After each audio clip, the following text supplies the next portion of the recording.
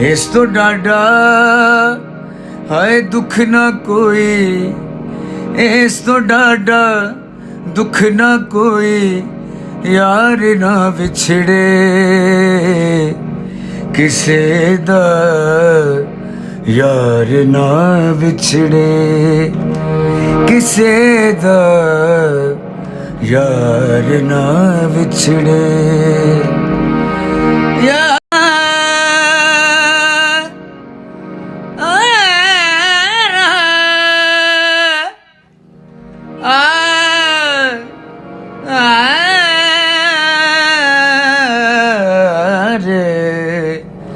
इस तो डाडा हाय दुख ना कोई, इस तो डाडा दुख ना कोई, यार ना विछड़े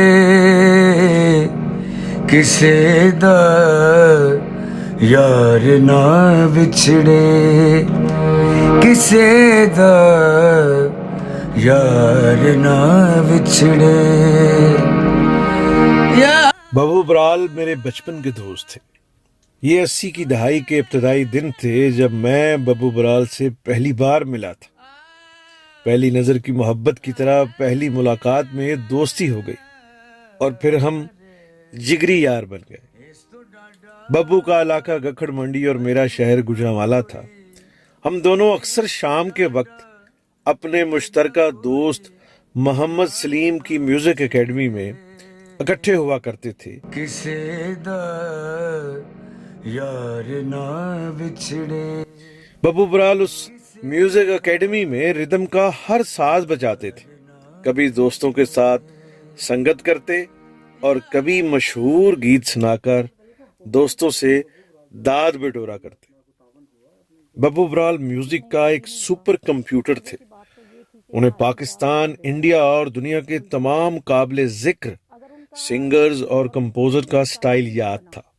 उस्ताद बड़े गुलाम अली खां हों या उस्ताद सलामत अली खां, उम्मे कुलसूम हो या मुराया कैरी, विटनी होस्टन, लता मंगेशकर, मलका तरन्नुम नूरजहां, किशोर कुमार और मोहम्मद रफ़ी, बब्बू बराल को सबका अंदाज, सबका स्टाइल और सबके ठैये अजबर थे। म्यूजिकल मिमिक्री बब्बू बराल की इजाद नहीं थी, लेकिन शायद वो दुनिया का सबसे बड़ा और बेहतरीन म्यूजिक मिमिकर था।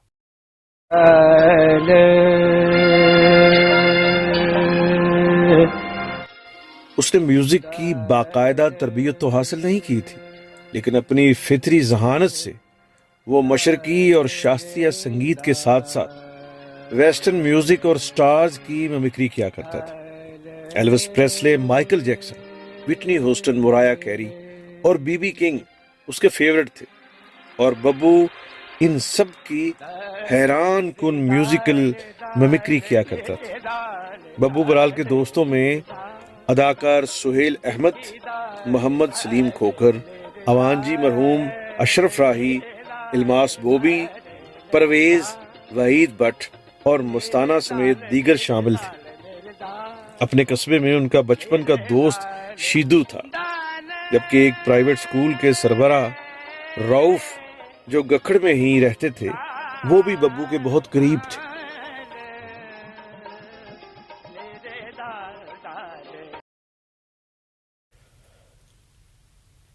दोस्तों, बब्बू बराल जब मुझे मिले थे तो मेरी उम्र उस वक्त सिर्फ 13-14 साल थी और बब्बू मुझसे 4 से 5 साल बड़े थे।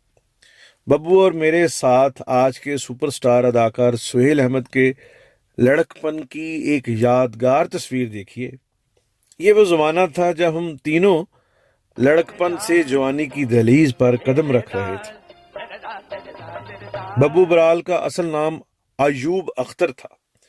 वो गखड़ के फनकार घराने में पैदा हुए। उनके वालिद अल्लाह रखा थे जो तामीरात के शोबा से वाबस्ता थे और इलाका में ठेकेदार के तौर पर मशहूर थे। बब्बू बराल बताया करते थे कि मेरे वालिद चूंकि कंस्ट्रक्टर थे, इसलिए 60 की दहाई में उनका बचपन अपने वालदैन के साथ पिंडी और इस्लामाबाद जैसे जुड़वां शहरों में गुजरा, जहां तामीरात का काम जोरों से जारी था।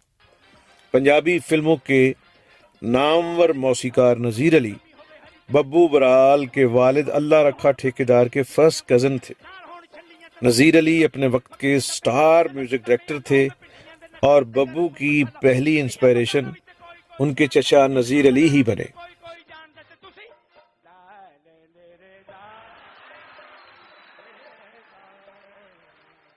बब्बू बराल की जिंदगी के बहुत से पहलुओं को आपके सामने लाएंगे मीर टाकीज के आइंदा एपिसोड में।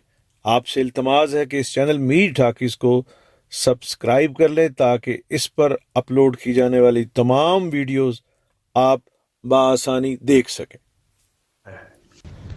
बब्बू बराल साहब की बरसी है और मुझे उनके लिए कुछ कहना है। मैंने जो पहला स्टेज ड्रामा देखा वो बब्बू बराल का था। उसका नाम था शर्तिया मिठे।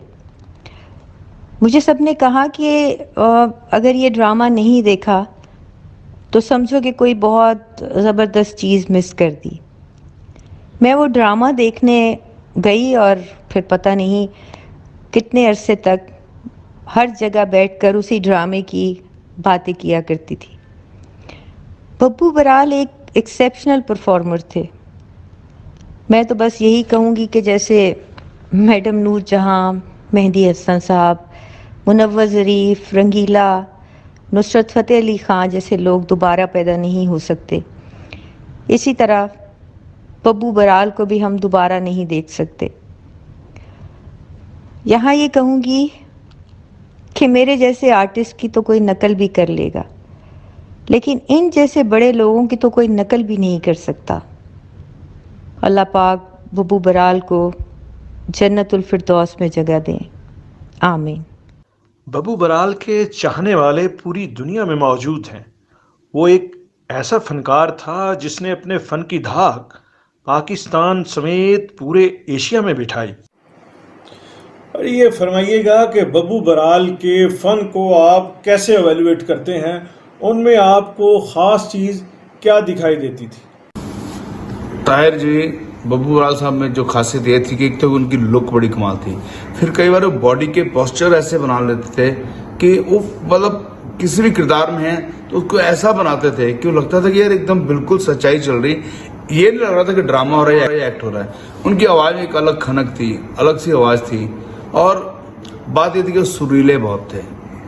मुझे ज़्यादा अच्छे लगते हैं एक्टिंग के साथ साथ उनका गाना बड़ा सुर में होता था, बहुत सुरीला, बहुत आला गाना होता था और कमाल लुक थी।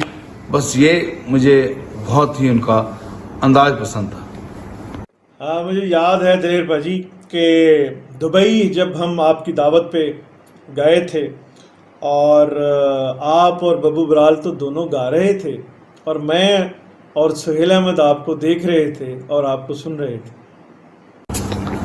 जब मैं एयरपोर्ट पे उतरा 96 में अंदर और बाहर बब्बू बराल साहब, सुहेल साहब, अमानुल्लाह साहब और परेज मेहंदी साहब, उसके बाद बहुत कवाल हैं हमारे शेर अली मेर अली साहब और